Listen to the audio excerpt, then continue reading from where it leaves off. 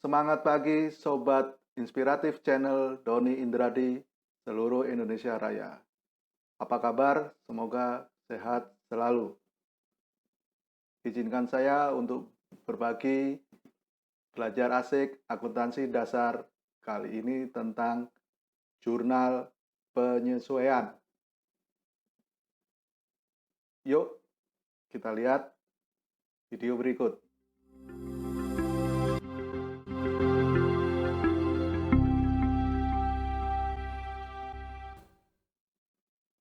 Apa sih jurnal penyesuaian? Jurnal penyesuaian adalah jurnal yang dibuat untuk mengakui pendapatan dan biaya dan akun lain dalam satu periode akuntansi sehingga sesuai dengan saldo yang real atau saldo yang sesungguhnya.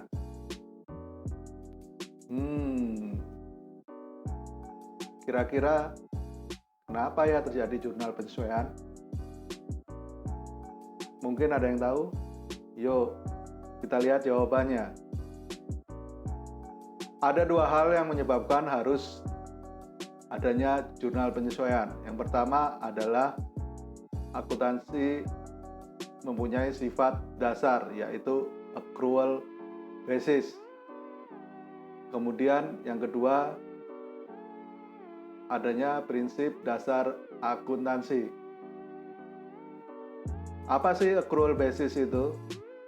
Pendapatan dan biaya yang diakui terjadi pada saat periode dihasilkan, bukan pada saat terjadi pembayaran, baik secara tunai maupun secara bank. Apabila pendapatan dan biaya diakui terjadi pada saat terjadi pembayaran, baik secara kas atau bank, berarti dia menggunakan metode cash basis. Alasan kedua adalah prinsip dasar akuntansi. Adanya the matching principle. Prinsip ini mengatur agar pembebanan biaya harus dilakukan pada periode yang sama dengan periode pengakuan hasil atau penjualan. Hasil diakui pada periode menurut prinsip pengakuan hasil dan biaya akan dibebankan sesuai periode tersebut. Jadi, periode penghasilan dan biaya harus dalam satu periode akuntansi. Kira-kira akun apa saja yang harus disesuaikan? Ada 8 akun yang harus kita sesuaikan. Mau tahu? Yuk, lebih lanjut kita lihat akun-akun berikut ini. Yang pertama adalah akun biaya dibayar di muka. Penghitungan terhadap beban atau biaya dalam satu periode. Misalnya apabila kita melakukan sewa ruko, maka harus kita akui berapa biaya sewa dalam periode tersebut. Yang kedua, pendapatan yang diterima di muka. Contoh, misal kita sebagai pemilik rukonya yang menyewakan ruko sehingga kita menerima penghasilan. Padahal ruko itu untuk jangka waktu 2 tahun. Maka harus kita sesuaikan penghasilan dalam 1 bulan atau 1 periode akuntansi tersebut berapa. Yang ketiga, biaya yang habis terpakai. Contoh, biaya dalam suatu perlengkapan yang dipakai dalam 1 periode. Berapa biaya perlengkapan yang dipakai? Itu harus kita sesuaikan. Yang keempat, biaya akibat pembelian aset tetap. Dalam kita membeli aset tetap, pasti ada yang namanya penyusutan. Nah, penyusutan itu akan mengurangi nilai ekonomis daripada aset tersebut. Penyusutan inilah yang harus kita sesuaikan tiap periode akuntansi. Yang kelima, biaya yang masih harus dibayar. Misalnya apa ya? Biaya terhadap suatu transaksi yang terhutang. Contoh, biaya gaji. Apabila kita biasa membayar gaji tanggal 5, maka dalam satu periode akuntansi tersebut dapat kita hitung biaya gajinya berapa. Kita akui terlebih dahulu biaya gaji sebagai yang terhutang. Baru nanti tanggal 5 baru kita bayarkan. Yang keenam adalah pendapatan yang masih harus diterima. Ini akan mengakibatkan timbulnya suatu piutang.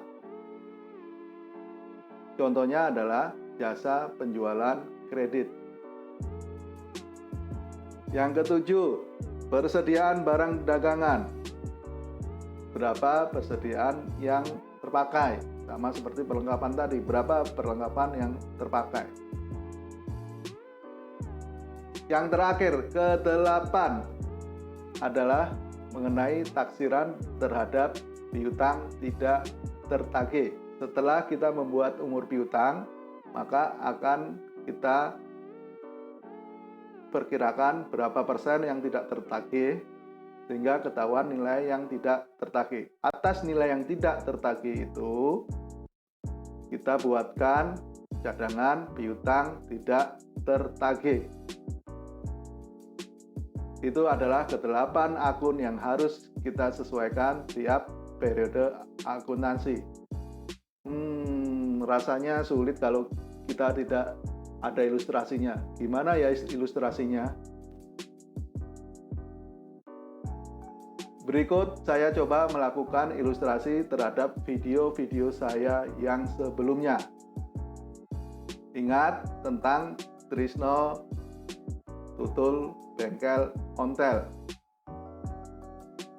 Pada Trisno Tutul Bengkel Ontel, tidak semuanya 8 akun tersebut ada tersedia untuk disesuaikan. Hanya beberapa item yang bisa kita sesuaikan.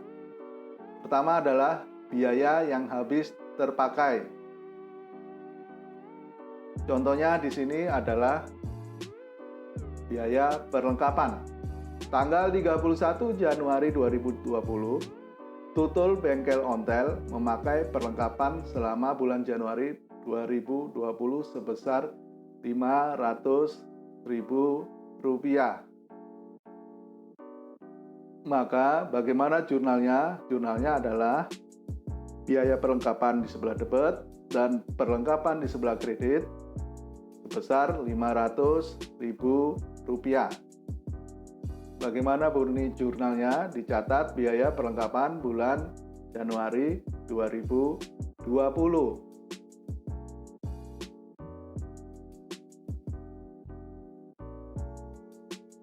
Lantas yang kedua apa? Yang kedua adalah mengenai akibat pembelian aset tetap. Contoh di Tutul Bengkel Ontel adalah menyusutkan peralatan senilai 10 juta selama 2 tahun dengan nilai sisa sebesar Rp0. Syarat menjadi aset tetap harus mempunyai masa manfaat lebih dari 1 tahun. Bagaimana cara menghitung biaya penyusutan dalam hal ini? Kita cari dulu harga perolehannya berapa, dikurangi dengan nilai sisa.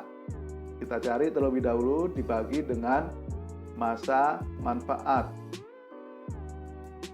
Masa manfaat tadi adalah sebesar 2 tahun.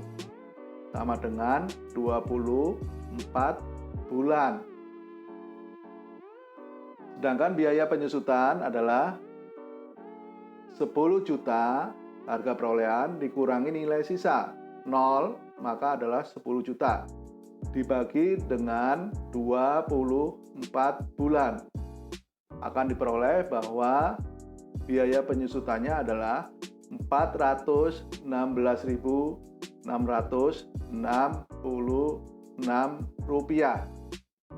Lantas, bagaimana jurnalnya? Jurnalnya adalah biaya penyusutan sebelah debit peralatan dan akumulasi penyusutan peralatan di sebelah kredit sebesar Rp416.666. Bunyi jurnalnya adalah dicatat biaya penyusutan peralatan mesin bulan Januari 2020.